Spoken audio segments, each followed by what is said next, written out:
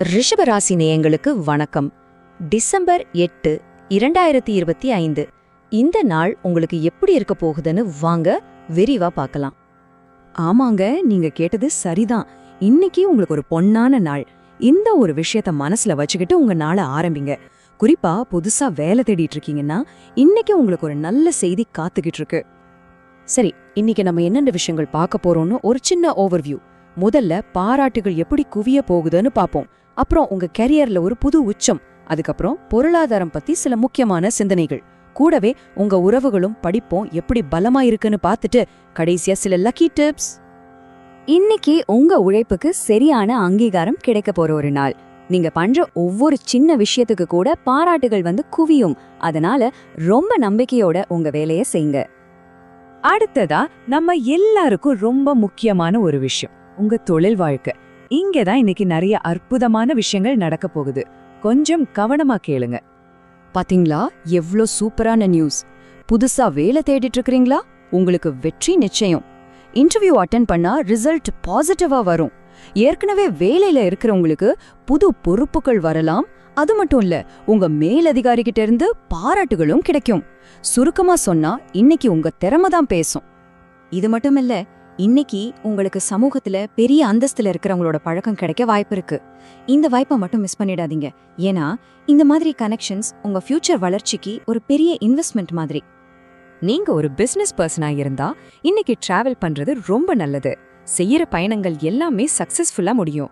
வெளியூர் வெளிமாநிலம் சம்பந்தப்பட்ட முயற்சிகள்ல நல்ல ஒரு முன்னேற்றம் இருக்கும். புதுசா ஆர்டர்ஸ் கிடைக்கிறதுக்கான வாய்ப்புகளும் ரொம்ப பிரகாசமா இருக்கு. சரி, இவ்ளோ நல்ல விஷயங்கள் நடந்துட்டு இருக்கும்போது ஒரு சின்ன விஷயத்துல மட்டும் நம்ம கவனம் தேவைப்படுது. பயப்படாதீங்க, இது ஒன்னும் பெரிய பிரச்சனை இல்ல. ஆனா உங்க மனசுக்குள்ள சில யோசனைகள் ஓடிக்கிட்டே இருக்கும். இன்னைக்கு உங்க மனசுல கடன் சம்பந்தமான எண்ணங்கள் கொஞ்சம் அதிகமான இருக்கலாம்.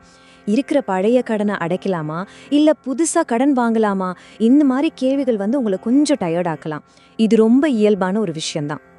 அப்போ இதுக்கு என்னதான் தீர்வு? ரொம்ப சிம்பிள். இன்னைக்கு அவசரப்பட்டு எந்த ஒரு புது கடனையும் வாங்கிராதீங்க. அதுக்கு பதிலா ஏற்கனவே இருக்கிற கடனை எப்படி அடைக்கலான்னு ஒரு பிளான் போடுங்க. அதுதான் இன்னைக்கு நீங்க செய்யக்கூடிய ஒரு புத்திசாலித்தனமான விஷயம். இங்க நீங்க கவனிக்க வேண்டிய ஒரு முக்கியமான விஷயம் என்னன்னா, இதெல்லாமே உங்க மனசுல ஓடுற எண்ணங்கள் மட்டும்தான். இதனால உங்க பண வரவுக்கு, அதாவது உங்க கேஷ் ஃப்ளோக்கு எந்த பாதிப்பும் வராது. அதனால தேவையில்லாம இதை பத்தி கவலைப்பட்டுக்கிட்டே இருக்காதீங்க.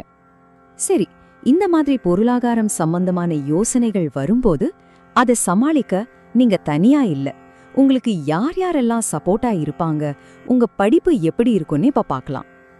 உங்க மனசுல ஒரு சின்ன சோறு வந்தா கூட உங்களை சுத்தி இருக்கிற இந்த சப்போர்ட் சிஸ்டத்தை பாருங்க. உங்க லைஃப் பார்ட்னர், ஃப்ரெண்ட்ஸ், குடும்பத்துல இருக்கிறவங்கன்னு எல்லோருமே உங்களுக்கு ரொம்ப பலமா இருப்பாங்க. நீங்க பார்ட்னர்ஷிப்ல பிசினஸ் பண்றீங்கன்னா உங்க பார்ட்னர்ஸோட முழு ஆதரவும் இன்னைக்கு உங்களுக்கு கிடைக்கும். ஸ்டூடெண்ட்ஸ்க்கெல்லாம் இன்னைக்கு ஒரு சூப்பரான நாள். இது வரைக்கும் ரொம்ப கஷ்டமா இருக்குன்னு நினைச்ச சப்ஜெக்ட்ஸ் கூட இன்னைக்கு ரொம்ப ஈஸியா புரிய ஆரம்பிக்கும். உங்க டீச்சர்ஸ் கிட்ட இருந்து நல்ல பாராட்டுகளையும் வாங்குவீங்க. ஓகே, இப்போ கடைசியா இந்த அருமையான நாளை இன்னும் வெற்றிகரமா மாத்திக்க சில லக்கி டிப்ஸ் என்னன்னு பார்க்கலாம் வாங்க. இன்னைக்கு உங்க அதிர்ஷ்ட திசை கிழக்கு. ஏதாவது முக்கியமான மீட்டிங் இல்ல முயற்சி இருந்தா கிழக்கு திசையை நோக்கி ஆரம்பிங்க.